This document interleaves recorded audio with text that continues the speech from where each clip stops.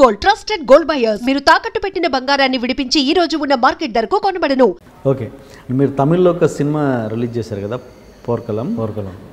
అది ఓకే, మళ్ళీ ఇప్పుడు తెలుగు వచ్చారు అంటే అక్కడ ఆ సినిమా రిలీజ్ అయినాక ఎవరు అంత అప్రోచ్ అవ్వడం కానీ ఎవరైనా రిజిస్టర్ అవ్వడం కానీ జరగలేదా? మీకు అదే చెప్పాను, పోర్కలం తర్వాత వితిన్ 1 monthలో నాకు 2 ఆఫర్స్ వచ్చాయి. Vijayavahini productions. Okay okay. K S Ramarao garu. అంటే తమిళ్ గురించి మాట్లాడుతున్నాం. తమిళ్లో విజయవాహిని.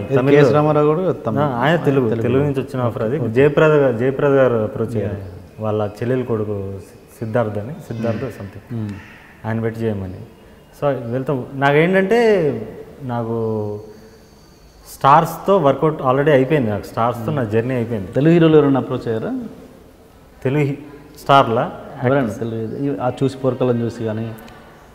పోర్కలం చూసి వాడు తెలుగు యాక్టర్, అప్పటికి స్టార్ కాదు, అంటే యాక్టర్ కాదు అప్పుడు వాడు అని ఎందుకంటున్నా అంటే వాడులాగా బిహేవ్ చేశాడు కాబట్టి. పోర్కలం సినిమా అప్పుడు నా సంగం థియేటర్లో వచ్చి సినిమా చూసి నన్ను అప్రోచ్ అయ్యి బ్రో నీ పెద్ద ఫ్యాన్ని అది ఇది అని చెప్పి మాట్లాడాడు. నేను అసలు నీతో వర్క్ చేయాలని ఉంది అది అన్నాడు. నా ఫేస్బుక్లో టచ్లో ఉండేవాడు రెగ్యులర్గా. నేను కూడా మంచి మాట్లాడినా, నేను కూడా మంచి మాట్లాడాను. నా ఫిల్మ్ వస్తుంది, దాంట్లో నేను హీరో తమ్ముడు క్యారెక్టర్ చేశాను, చూడండి అనేవాడు. ఆయన ఆ సినిమా డైరెక్టర్ ఇద్దరు వచ్చారు నా సినిమా చూడడానికి. సంగం థియేటర్లో సినిమా చూశారు. ఆ డైరెక్టర్ కూడా టచ్లో ఉన్నాడు. ఆయన మంచిగానే మాట్లాడేవాడు. వీడు ఎక్కువ కొంచెం బాగా మాట్లాడేవాడు, నాతో క్లోజ్గా ఉండేవాడు. నేను ఓకే అప్రిషియేట్ చేస్తున్నాడు కానీ మంచిగా మాట్లాడేవాడు. నేను కూడా ఆ సినిమా చూశాను, తన కోసం చూశాను, బాగుందని చెప్పాను. చాలా బాగుంది, బాగా చేసావు అని చెప్పాను. తర్వాత నేను రామ్ గోపాల్ వర్మ కన్నా ముందు ఆయన 5 daysలో సినిమా చేశాడు కదండి. దానికన్నా ముందే నేను 3 months ముందే ఒక సినిమా చేశాను, అస్తమనం అని చెప్పి. 5 రోజులు 5 లక్షల బడ్జెట్లో నేను సినిమా చేశాను. 5D కెమెరా ఫస్ట్ షూట్ చేసింది నేను. ఓకే, అప్పటికి నేను అంత మీడియాకి అంత ఎక్స్పోజ్ అవ్వలేదు కాబట్టి తెలియలేదు అది. అక్కడ కూడా మేము చెప్పలేదు కావాలని తమిళ ఇండస్ట్రీలో, ఎందుకంటే బిజినెస్ ఎఫెక్ట్ అవుద్ది, నాకు సర్వైవల్ కోసం సినిమా కావాలని చెప్పి నేను ఓన్గా కొత్త వాళ్ళని పెట్టి పోర్కలంలో చిన్న విలన్ తమ్ముడు క్యారెక్టర్ చేసిన వాళ్ళని అట్లాంటి వాళ్ళని పెట్టి చేశాను. చిన్న షార్ట్ 1.5 hour మూవీ చేశాను. ఆ ట్రైలర్ చూసి నాకు అప్పటికే మనోడు ఏదో 1-2 సినిమాలు వచ్చినాయి, ఆఫర్ వచ్చినాయి. నాకు కాల్ చేసి బ్రో ట్రైలర్ సూపర్ ఉంది, నన్ను ఎందుకు అడగలేదు నువ్వు అన్నాడు. నాకు అర్థం కాదు, నన్ను ఎందుకు అడగలేదు ఏంటి. ప్లస్ దాని సిచ్యువేషన్ ఆయన తెలియదు. నేను 5 లక్షల్లో కొత్త వాళ్ళని పెట్టుకుని చిన్న నీకు డబ్బులు కూడా ఇవ్వలేదు నేను. ప్లస్ నన్ను ఎందుకు అడగలేదు నాకు అర్థం కాదు. నిన్ను అడగడం ఏంటి నాకు అర్థం కాలేదు. నువ్వు అడగాల్సింది కదా, మేబీ నెక్స్ట్ సినిమా చేద్దామని. నువ్వు ఎప్పుడు అడగలేదు కదా నన్ను. నేను అడగాలనిపించలేదు, దాన్ని నువ్వు సూట్ కూడా కావు, ఈ సిచ్యువేషన్ కూడా వేరే. నేను ఎక్స్ప్లెయిన్ చేశాను, క్లియర్ మంచిగానే ఎక్స్ప్లెయిన్ చేశాను. అంతే బ్రో, అది బ్రో అని, అంతే బ్రో, అంతే అట్లనే ఉంటుంది, నాకు టైం వస్తుంది అని కామెడీగా అన్నాడు. నేను క్యాజువల్ తీసుకున్నా ఫ్రెండ్లీగా. ఖచ్చితంగా చేస్తాను, నువ్వు సూట్ అయ్యే క్యారెక్టర్ ఉంటే ఖచ్చితంగా నేను చెప్తాను. అయినా నువ్వు ఇప్పుడు అప్కమింగ్లో ఉన్నావు, ఆల్ ది బెస్ట్, నేను మంచి మూవీస్ చేస్తున్నావు అని చెప్పి మంచిగా. తర్వాత నాకు 2013లో నా ఫ్యామిలీ డిస్టర్బెన్స్ వచ్చి నేను హైదరాబాద్ వచ్చేసాను. నా జేబులో చిల్లి కావలేదు అప్పుడు. నేనేం చేసేవాడిని అంటే, నా దగ్గర డబ్బులు ఉన్నప్పుడు, నేను పోర్కలం చేయకముందు దగ్గర మా ఫాదర్ దగ్గర నాకు ఎప్పుడంటే అప్పుడు డబ్బులు వచ్చేవి నేను అడిగితే. ఆ డబ్బులు ఉన్నప్పుడు ఫ్రెండ్స్కి హెల్ప్ చేసేవాడిని. వాళ్ళని అప్కమింగ్ ఎవరైనా ఉండే స్ట్రగ్లింగ్ స్టేజెస్లో, అంటే సినిమా సంబంధించిన వాళ్ళు కాదు, వేరే సాఫ్ట్వేర్ కానీ దీంట్లో ఉండేవాళ్ళు, వాళ్ళని హెల్ప్ చేసేవాడిని. అవన్నీ నాకు వెనక్కి వచ్చాయి. మళ్ళీ 2013లో నేను వచ్చాక పే బ్యాక్ అయినాయి. వాళ్ళు ఫోన్ చేశారు, నేను వస్తున్నారా అని చెప్పిన. కలిసిపోతాడేమో అని వాడు రూమ్లో పిలిచిండు, కూర్చున్నా. నేను 3 months వానితోనే ఉన్నా. వాడికి 3వ రోజుకి అర్థమైంది, వీడేదో ప్రాబ్లంలో ఉన్నాడు. నేను చెప్పుకోను, ప్రాబ్లమ్స్ ఉన్నా కూడా చెప్పుకొని, సింపతి అని నచ్చవు నాకు. ఎప్పుడు అప్పర్ హ్యాండ్ ఉంటుంది మనది.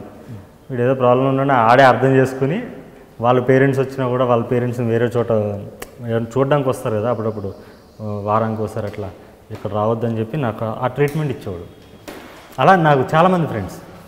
అందులో ఒక one of the friends kite in the old city అని ఒక షార్ట్ ఫిల్మ్ చేశాను, వంశీరాజ్ నెక్ అంటే. ఆయన వన్ ఆఫ్ ది ఫ్రెండ్స్ అందులో.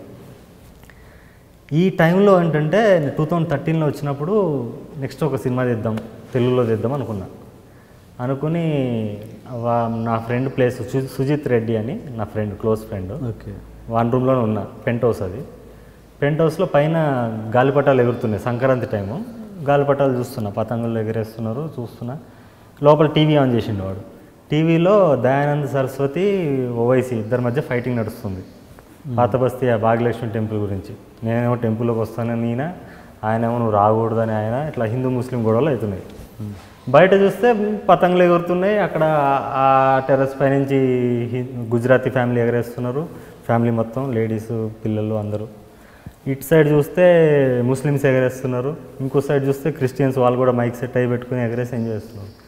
ఏమ్మా వీళ్ళేమో ఇక్కడ కులాలు మతాల కోసం కొట్లాడుతున్నారు. బయట చూస్తే అందరూ అన్ని మతాలకు అతీతంగా, కులాలకు అతీతంగా వాళ్ళు ఫెస్టివల్ని సెలబ్రేట్ చేసుకుంటున్నారు. అప్పుడు నాకు వచ్చిన ఒక సింపుల్ లైన్ ఏంటంటే, ఎగిరే గాలిపటం అందరిది, హిందూ ముస్లిం సిక్ ఇసాయి సబ్కా దడ్కన్ ఏకే బాయ్ అని చెప్పి నాకు ఒక లైన్ వచ్చింది. దాన్నే నేను సినిమా చేద్దాం అనుకున్నా. పాత బస్తీలో గాలిపటం అని చెప్పి ఒక లవ్ స్టోరీ. దాంట్లో హిందూ అబ్బాయికి ముస్లిం అమ్మాయికి మధ్యలో లవ్ స్టోరీ. దాన్ని ఒకటి కాపాడి ఒక సేవియర్, వాడు చచ్చిపోతాడు, వాడే హీరో. ఇట్లా ఒక ప్లాన్ వేసుకున్నా, ఒక స్టోరీ అనుకుని సడన్గా అప్పుడే వీడిది ఒక సినిమా రిలీజ్ అయ్యి సక్సెస్ అయింది, ఏదో నేను చెప్పిన యాక్టర్ది. అప్పుడు ఫేస్బుక్లో మామూలుగా నువ్వు అడిగినావు కదా, ఏదైనా సినిమా నిన్ను అడగమని అడిగావు కదా, నాకు ఒక కథ వచ్చింది, నువ్వు సూట్ అవుతావు అనిపించింది. వీడు సూట్ అవుతాడు, దానికి పర్ఫెక్ట్ సూట్ అవుతాడు, నువ్వు సూట్ అవుతావు అనిపించింది, సరే మనం వింటావు మరి కథ అన్న. అనగానే కాల్ మీ బ్రో అని వాడు నెంబర్ ఇచ్చాడు. నేను కాల్ చేశాను. బ్రో స్టోరీ వింటాను, ప్రొడ్యూసర్ ఎవరు అది అంటే, ప్రొడ్యూసర్ సంగతి నేను పక్కన పెట్టు, నేను తీసుకొస్తాను, నా ఫ్రెండ్స్ ఉన్నారు, నరసింహనాయుడు ప్రొడ్యూసర్ వాళ్ళ కొడుకు నా ఫ్రెండ్, ప్రొడ్యూసర్స్ పక్కన పెట్టి నువ్వు కథ విను అన్నా. విందాం బ్రో, మనము థర్స్డే కాల్ చేయి బ్రో విందాము అన్నాడు. కొంచెం మారింది, అప్పటిలాగా లేదు, వెరైటీ. కొంచెం ఒక సినిమా ఏదో ఆడేసరికి ఏదో యావరేజ్ ఆడింది, కొంచెం నెత్తికెక్కింది అనిపించింది. ఓన్లీ ఓకే కరెక్టే కదా, సక్సెస్లో ఉన్నాడు కదా, క్లౌడ్ 9లో ప్రతి ఒక్కడు ఉంటాడు అనిపించింది. థర్స్డే కాల్ చేశాను. థర్స్డే మార్నింగ్ కాల్ చేస్తే లిఫ్ట్ చేయాల, మధ్యాహ్నం కాల్ చేస్తే లిఫ్ట్ చేయాల, నైట్ కాల్ చేస్తే లిఫ్ట్ చేయాల, ఫ్రైడే కాల్ చేస్తే లిఫ్ట్ చేయాల, సాటర్డే కాల్ చేస్తే లిఫ్ట్ చేయాల. మెసేజ్లు పెట్టే ఎస్ఎంఎస్లు ఎన్నో. నాకు సినిమా అవసరం ఆ టైంలో. అవసరం మన అవసరం అని కాదు కానీ, వాడు ఆర్ట్ని రెస్పెక్ట్ చేశాడు, నన్ను ఒక ఆర్టిస్ట్గా నన్ను రెస్పెక్ట్ చేశాడు కదా, సో అది ఉంటుంది, ఆ కన్సర్న్ ఉంటుంది అనుకున్నా. తర్వాత సండే మళ్ళీ కాల్ చేశాను ఒకసారి, లాస్ట్ టైం లిఫ్ట్ చేస్తే చేశాడు, లేకపోతే వద్దని కాల్ చేస్తే లిఫ్ట్ చేశాడు. బ్రో అన్నాడు, నేను రోజు కాల్ చేస్తున్నాను, నీకు మెసేజ్లు కూడా పెడుతున్నా అంటే, నేను చూసుకున్న అసలు ఇప్పుడు వాట్సాప్ ఉంది కదా, ఎస్ఎంఎస్లు చూసుకోవట్లేదు. అప్పుడే వాట్సాప్ కొత్తగా వచ్చింది, నాకు వాట్సాప్ తెలియదు, నా స్మార్ట్ ఫోనే కాదు, నేను చూసుకోవట్లేదు అసలు. సరే మండే కలుద్దాం, రేపు కాల్ చేయన్నాడు. మళ్ళీ మండే కాల్ చేశాను, లిఫ్ట్ చేయాల. వెనస్డే వరకు మళ్ళీ అంటే మాటిమాటిక్ కాల్ చేయడం కాదు, పూటకోసారి అట్లా కాల్ చేసామండి.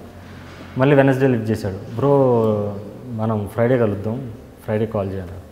అట్లా నన్ను 2 months తిప్పాడు, నన్ను కలవాల 2 months.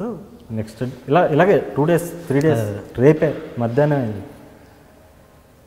2 months తర్వాత ఒకేసారి 8-10 సార్లు కాల్ చేశాను, కంటిన్యూగా చేస్తానే ఉన్నా.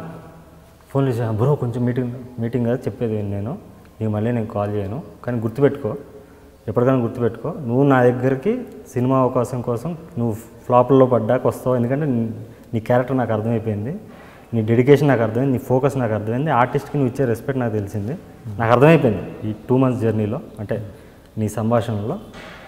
నువ్వు నా దగ్గరికి నా ఆఫీస్కి వస్తావు క్యారెక్టర్ ఆడడానికి, నేను నీ క్యారెక్టర్ ఇస్తాను, నీకు సూట్ అయ్యే క్యారెక్టర్ ఇస్తాను, ఇది మాత్రం గుర్తుపెట్టుకో. 1 year కావచ్చు, 2 years కావచ్చు, 5 years కావచ్చు, 10 years అన్న కావచ్చు, కానీ నువ్వు నా దగ్గరికి వస్తావు, ఖచ్చితంగా వస్తావు, ఒక రోజు వస్తావు అంటే వాడు భయపడ్డాడు. ఇది నా కాన్ఫిడెన్స్, నేను మాట్లాడింది. ఇక్కడ పిచ్చోడని వదిలేచ్చు, కానీ వాడు భయపడ్డాడు. భయపడి బ్రో అట్లా కాదు బ్రో అంటే, వాడు ఏంటంటే ఇన్సెక్యూర్ ఫీల్. వాడు ఒక అద్దాల మేడలో ఉండి అద్దాలు ఇవ్వడం పలగొడతాడేమో భయపడ్డాడు వాడు. నాకు భయం లేదు, నేను భయపడ్డా, నేను చెప్పాను అదే స్టేట్మెంట్ మీద ఉంటాను. నాకు ఒక మనిషి నచ్చకపోతే కొడతాను, లేకపోతే క్యారెక్టర్ ఇస్తాను, నీకు క్యారెక్టర్ ఇస్తాను అని చెప్పి కట్ చేస్తాను. అది నా ఎక్స్పీరియన్స్.